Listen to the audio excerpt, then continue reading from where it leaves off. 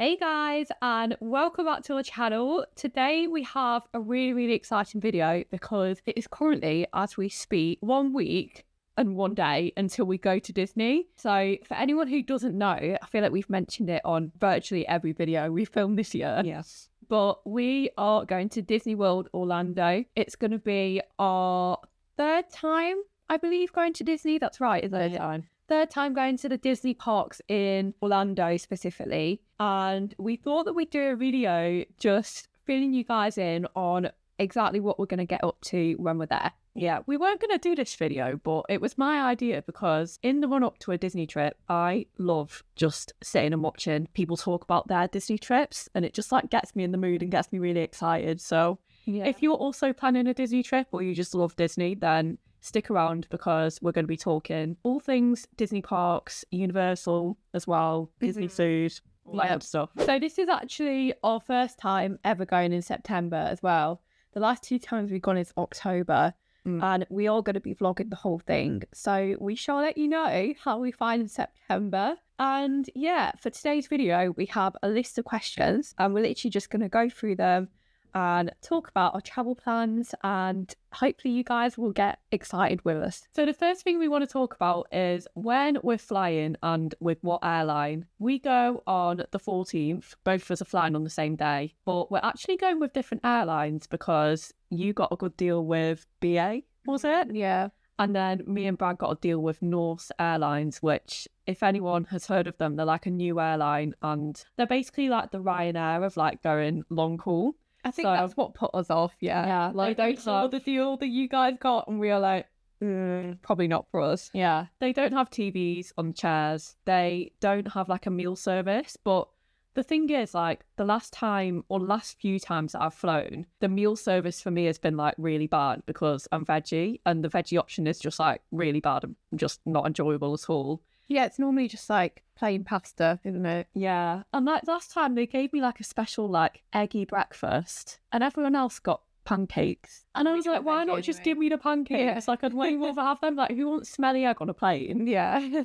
And then I didn't use the TV last time anyway because we just like download everything on our phones. Like me and Brad are the same. Yeah. So we thought we'll try Norse this time. So it'll be interesting to vlog that and like kind of see the differences because we've done BA quite a lot. And I don't think we've ever done Virgin. I know Virgin's another common one. I think it's always been BA.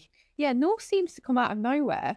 Normally it's like, do we go Virgin, do we go BA? And then this year Norse has just like cropped up. Yeah. I will say, anyone who's considering booking Norse, just be aware that the baggage charges and the seat charges are higher, which is obviously very deliberate. Like it's a Ryanair and EasyJet kind of thing to do as well. But higher than BA's prices as well. Yeah, I mean, yeah. So like, you pay less up front, but then you probably ended up paying pretty much the same when you got your baggage included as well. So I believe you guys' flight is at 2 p.m. and me and Milo's flight is at 2:30. So there's only a half an hour difference. And I don't even think we said who we're going with. So it's me and Laur, and then we're bringing our partners along too, which if you have watched this channel before, it's Laur's husband Brad and my boyfriend Milo, and they tend to come on like most of our travel trips that we do. So yeah, there's only a half an hour difference between the flights and we are flying from the same airport as well. So we will be seeing each other beforehand at the airport, and then once we arrive in Orlando, we'll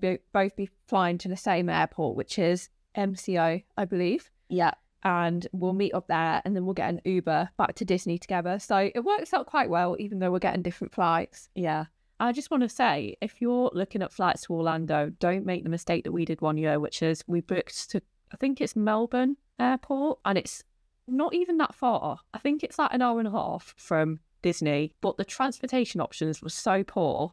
And we looked into like coaches, taxis, like minibuses. We even looked into like hiring a car, and it was all really expensive. And luckily that trip we ended up cancelling and we got all the money back because it was like during COVID anyway. But that's just like a heads up. Make sure it's to MCO and not Melbourne because Melbourne is just not convenient at all. So next we want to talk about where we're staying, and we're going to be at one of Disney's value resorts, which is the All-Star Sports Resort. And this is actually my third time staying here. So like every time I've come, actually no, first time I think it was All-Star Music, wasn't it? Yeah. Second time was All-Star Sports, and that's when you guys did Pop Century. Yeah. And then third time, All-Star Sports again. Honestly, I know they're value resorts, but I genuinely love the All-Star resorts. I think they're just so magical and the theming is amazing. Yeah. You've got everything that you need. Like you've got a canteen, the rooms are really nice, and the rooms have recently been refurbished as well. You've got like 3 swimming pools, I believe, maybe 4. And then you've got obviously your buses take you to all different parks. And to be fair, like it's not in that much of a bad location to get to each of the parks. I think Animal Kingdom is furthest away, going off of memory. Yeah, I mean, if I got the choice and money was no object, don't get me wrong, I would want to stay in probably Animal Kingdom Lodge. Yeah, I was going to say that, or Grand Floridian. Yeah, just one of the really fancy resorts. But we are literally doing this holiday like the cheapest of the cheap. Because you didn't even mention, not only are we doing an all-star resort, but we're sharing a room between the 4 of us. We've never done this before, yeah. No. The thing with these resorts, and I'm pretty sure it's the same with all Disney resorts, is each room has 2 gigantic beds.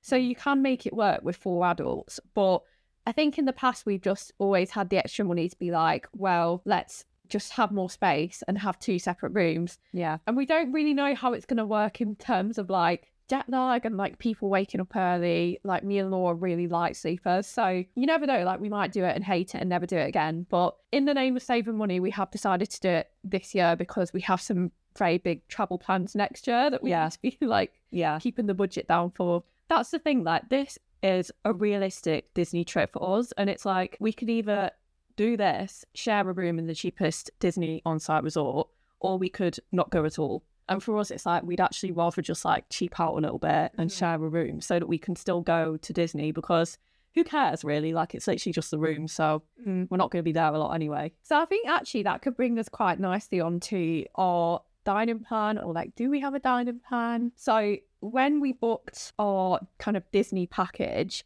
anyone who's booked from the UK knows that you get the deal of 14 days worth of park tickets for the price of 7 days worth. And those tickets, you can go to any park, any of the 2 water parks as well, which I believe are going to be both open. Really? Yeah, which is exciting because normally when we go to Blizzard Beach, right? No, we go to Typhoon Lagoon and we miss out on Blizzard Beach. I believe that they're both open at the moment for some reason, that they've kept them both open. Yeah, that's interesting because I thought it was like a seasonal thing. Yeah, it's something that I read quite a while ago, so I need to double check. But if so, like it'll be fun to do them both and to actually get to try Blizzard Beach. Yeah, I know Blizzard Beach has got that absolutely massive long slide, and I think it hurts your back. So I don't know if I want to do it or not, but also like the boys feel like I should. Yeah. So yeah, like obviously we've got those tickets included. We are going to be on 2 different trip lengths as well. Like the whole thing is so confusing because we're going together, but then like separately in our couples, we have like slightly different itineraries. So I believe me and Milo are going to be there for 10 days. Might be 11. No, it's definitely 10. What about you guys? I don't know. I think it's either 8 nights or 9 nights. But then if it was 9 nights, it'd be 10 days. So yeah, that'll be right. I think you're 8 days and we're 10 days because I think we have 2 days where you guys leave and then we have 2 extra days. So yeah, that's kind of the plan. And we've also included with that, we've added on a dining package. Can't remember the name. We'll put it on the screen. But I think that gives you 1 quick service meal a day per person and 1 snack per day plus 1 drink. I want a drink as well. We sound so organised, like considering we're going in a week's time. I feel like this is just me and you. Like we plan the itinerary in great depth, but then when it comes to like the little details, it's just not as interesting to us. And my brain like doesn't take them in anyway. So it's like one of them where I'll have to be revising the night before, like, right, so what exactly do we here?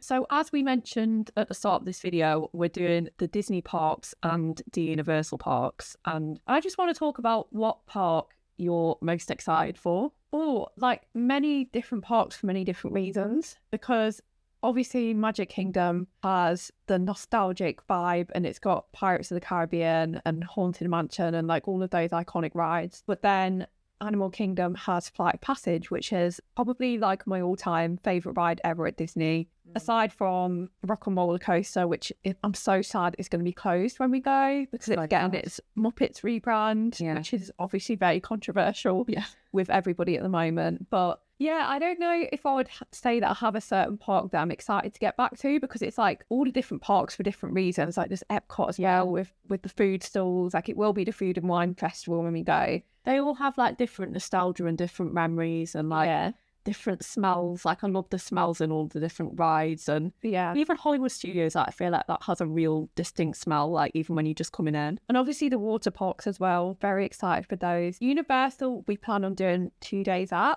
So our first day, we are going to split Islands of Adventure and what's the other one called? I think it's just Universal Studios. Universal Studios. So we're going to split those into one day, which we've never done before. So I'm a bit nervous about that. I know. I mean, last time we were in Universal, we really struggled to get everything done. And to be honest, that was just like a theme throughout the whole trip. And a big problem that we had is that our trip clashed with, I think it was like Halloween break for Brazil and like a lot of the South American countries. So it was really, really busy, and it just meant that getting onto rides was like a lot more difficult. And also the fact that they just scrapped the free fast passes. You used to be able to get free passes as hotel guests every single day, and that was really good. Right, not Universal. Yeah, Disney.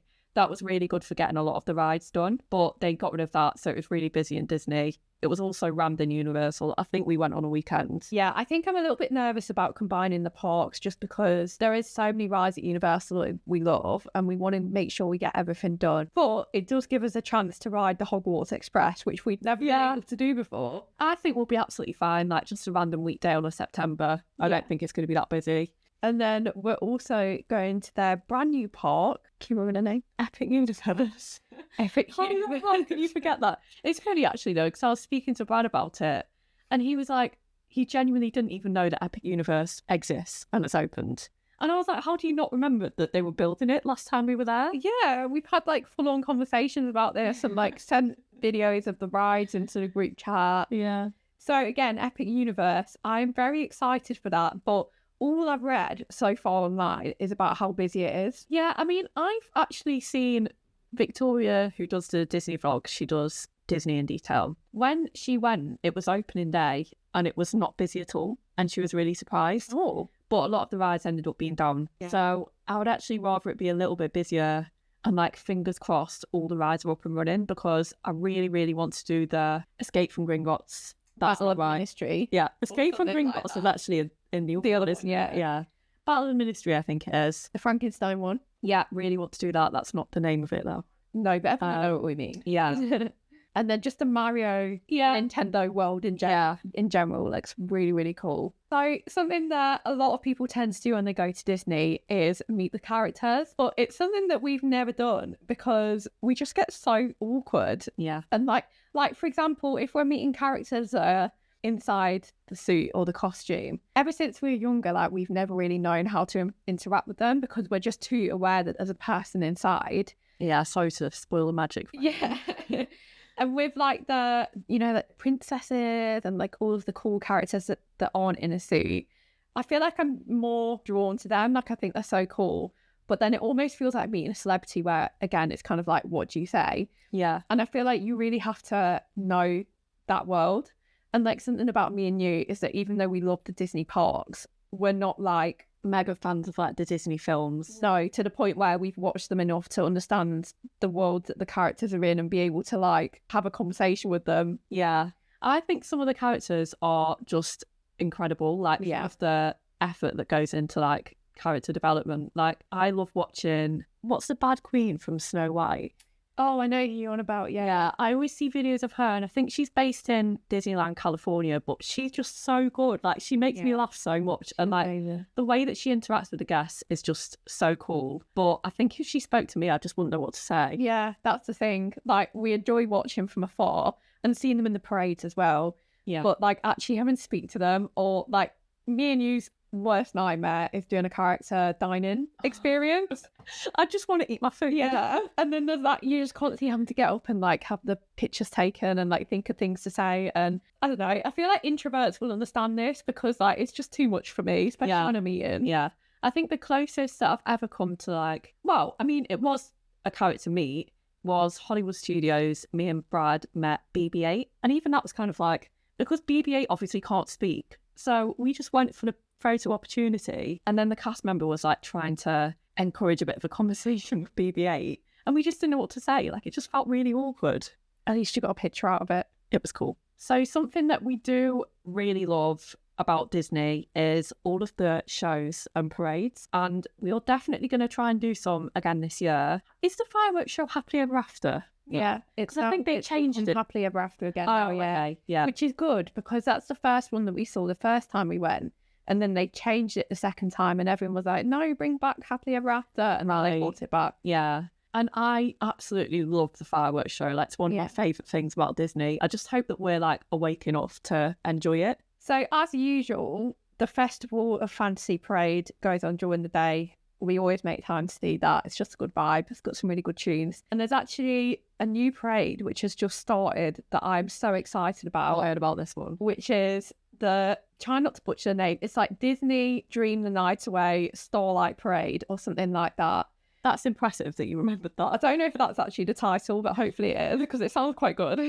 But it's basically just like a nighttime version of the parade, I guess. And everything's lit up with sparkly lights. And I think a lot of people's outfits are like glowing outfits or lit up outfits as well. Yeah. And I'm just incredibly excited to see it. And I think they put it on an hour or so before fireworks, which I think works really well because normally with fireworks, everybody's waiting around for quite a long time with nothing to do. So I think it's a really good idea to kind of send the parade through and like keep people's spirits up for the fireworks show. I agree. And actually, I have seen a similar parade. I don't know whether it was called like, my mind wants to say electronics parade, but it definitely can't be that because that would be such a bad name. I'll put it on the screen. Whatever it is, I saw in Japan, in Tokyo Disney, and it was so cool. We saw like 10 minutes of it and then we ran out of the park because we didn't want to like get stuck in really long bus queues. But yeah, I would love to see whatever Disney World Orlando's created because it's probably going to be amazing. Yeah. So then on top of that, we've got all the usual shows that we want to see. I don't think we'll bother with Indiana Jones this time. I don't know about you. It's just not changed, has it? It's just been the same every year. I think that's the problem with it is that like you see it the first time and it's cool, you see it the second time and it's cool, and then it's kind of like because you know what to expect, it kind of loses its excitement a little bit. Not to take away from obviously like the talent and the skill that goes into these shows, but we'll probably give that one a miss. But we will want to do The Lion King because it's just amazing. Yeah, although I way prefer the Disneyland Paris one. And I know you couldn't really remember, like when we went to Disney early this year in Paris, you couldn't remember the differences. But I think when we go back to Orlando, you'll be like, oh yeah, the Paris one's better. Yeah, I loved the Paris one and like loved all of the songs in it. Same. Oh, hopefully it'll be kind of a similar vibe. I really can't remember the Orlando one because we didn't do it last time for some reason. No, I don't think we did. I also want to mention Finding Nemo, the musical. I love that. I don't know if it's still there. We'll have to check that. I hope it is. But it is a really cool one. Yeah. And then there's also Feathered Friends in Flight, which is another fun one. Oh, yeah. But that Animal Kingdom's got a lot of fun shows. We should mention, it's really bad that I can't remember the name of this one, but the one at Hollywood Studios, the big one.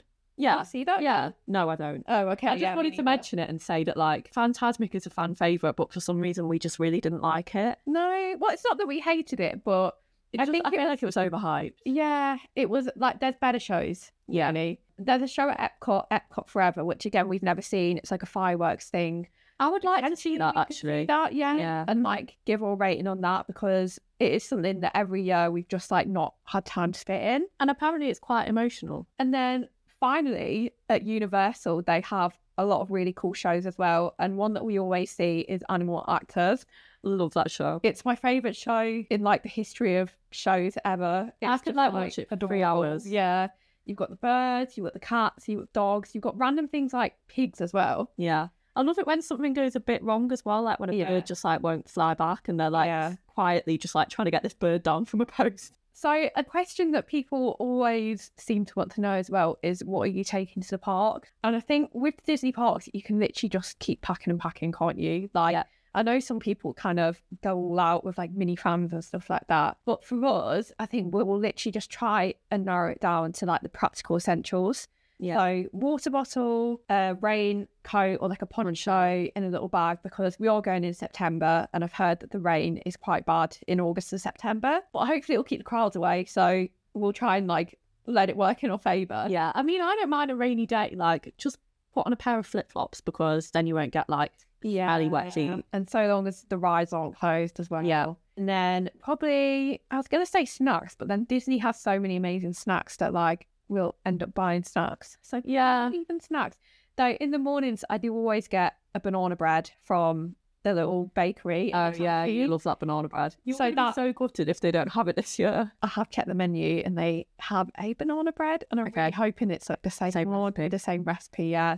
But that normally comes with me into the parks in the morning. We see phone, vlogging camera. Yeah. We're not like organised mums that have anything that you could possibly need for any scenario. Like, we don't have paracetamol in case someone has a headache, or like baby wipes in case you need to wipe your hands. It'd be great if we could. We watch Brogan Tate's videos, and she's one of those people that is like super organised, and she takes everything, and she literally will have like sweets to munch on, like when you're hungry in IQs, and she will have like the baby wipes and like mini fan and like everything else. And while I would love it if we were that organised, we're just not.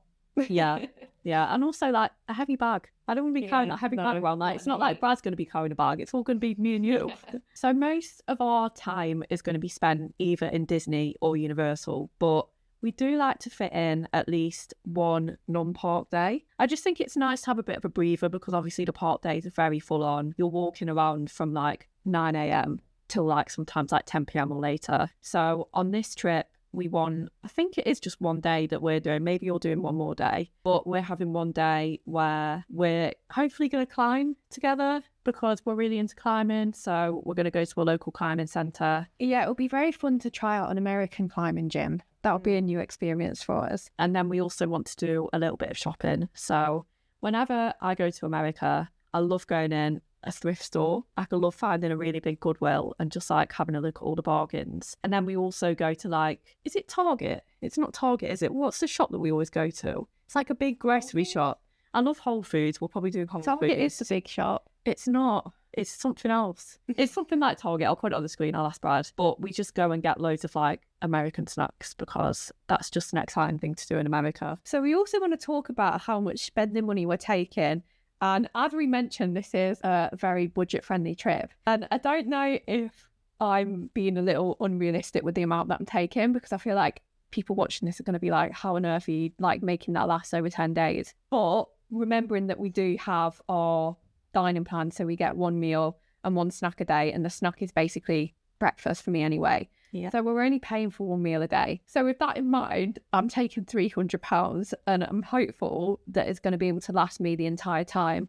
But if not, I do have like a little bit of spare money to tie me over. Yeah, that's kind of what I'm aiming for as well. And I do think that you can do Disney on a budget. Like, I don't want to say budget because that's obviously not true, but as long as you've paid for some kind of dining package in advance, you don't really have to spend that much, because most of your spending, unless you are a big fan of merch, which we're not, most of your spending will go on food. It really depends. Like, you can literally do Disney in any way possible. If you don't want to spend that much money, you can literally just do what we did and get some kind of dining package and then get quick service meals, because the quick service meals are massive. Yeah. Like, you don't need to be having sit down meals, especially if it's like not in your budget. Whereas on the other end of the spectrum, if that is your thing, then there's like so many amazing sit down restaurants and so many amazing merch shops, and you could end up spending loads of money, which would be really, really fun as well. Yeah. For me, I have one specific way that I'm going to try and save money, which is bringing my own breakfast. And I tend to do that when I go on holiday anyway, just because it's like so convenient to be able to eat breakfast in the room. So for me, I don't have to worry about buying breakfast when I'm out there. And then certain snack credit items are basically lunch anyway. Like, I know that a lot of the wraps and stuff in Starbucks are snack credits. So it's like I could have days where I'm going into Starbucks, I'm having a wrap for a snack credit, and then my meal credit then gets used on a quick service meal in the evening. On the subject of food, there's lots of places that we're very excited to eat at. And my main one, which you're not going to be surprised about because I bring it up all the time, is Lotus Blossom Cafe in Epcot. It's that orange chicken. With the orange chicken. And I feel like this cafe is like so underrated, which is great, because like whenever we go, there's nobody there. And I feel like people just don't know about it.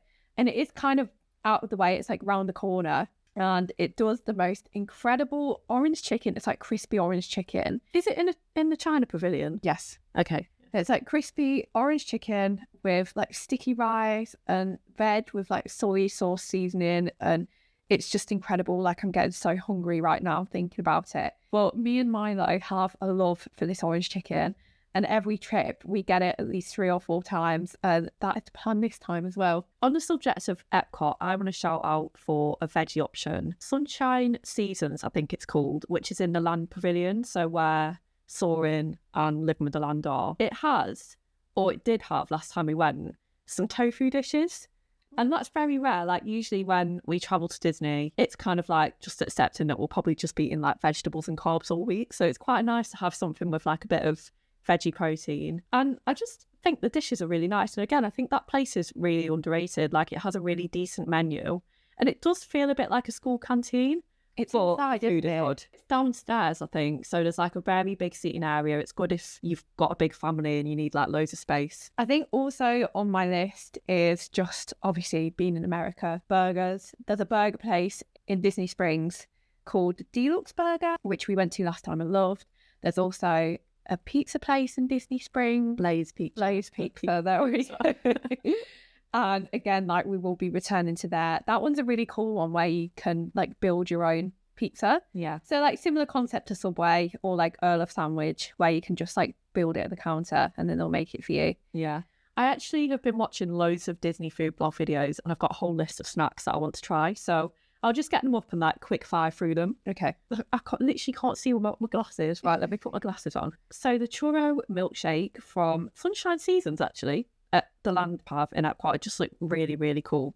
School bread from the Norway Pav in Epcot. Like, we've never tried school bread, and they rave about it so much on Disney Food Blog. Yeah. Creme brulee croissant at Gaston's Tavern in Magic Kingdom just looks really good. It looks right up my street. They love a croissant at Gaston's Tavern, don't they? The peanut butter cookie pie, which is from Main Street Confectionery, I had this, I think it was last year before we watched the fireworks, and it was so good. It was like this like thick, chunky cookie. I think it had chocolate chips in, and it was like stuffed with peanut butter, and it had the most incredible flavour, and I was like, I'll have to have that again. It's so good to have a pre-fireworks snack as well. Yeah. There's also the Num Num cookie from Pixar Place at the Market, Animal Kingdom. There's the croque glace, which is basically like ice cream in a brioche sandwich. Like, if you've seen any Disney food blog videos, you will know what I mean. Like, Yeah. it sounds incredibly sickly, and I think I put it on the list when I was hungry, but I still want to kind of try it. I know that Brad will enjoy it anyway, and I'll just have a bit of it. Okay, we're nearly there. The Oreo tiramisu from Vivoli El Gelato at Disney Springs. That's the one that I sent to you.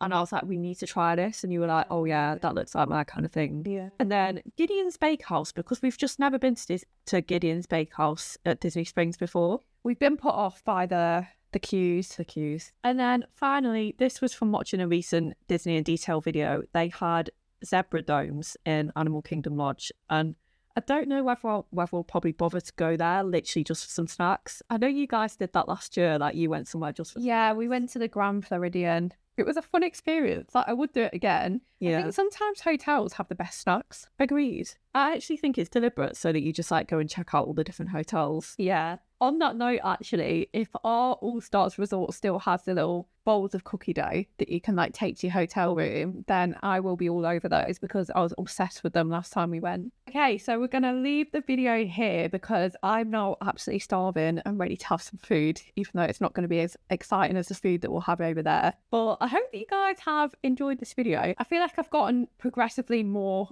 and more excited for the trip as so we've been like talking, Especially because it ended on food, and that's like the most exciting thing. yeah. So if you guys did enjoy this video, then now is the best time to subscribe if you're not already, because we are literally going to Disney World next week. So if you love the Disney content, then we're going to be vlogging the whole thing, and we're going to be trying to do at least 6 vlogs. Do you feel that that's realistic? Yeah. It's really Yeah, for sure, because it's just so easy to vlog in Disney. There's just so much to show and so much to do. Yeah. Stay tuned for all of that to come. And if you like this video, then please do give it a like. And we will see you in our Disney vlogs.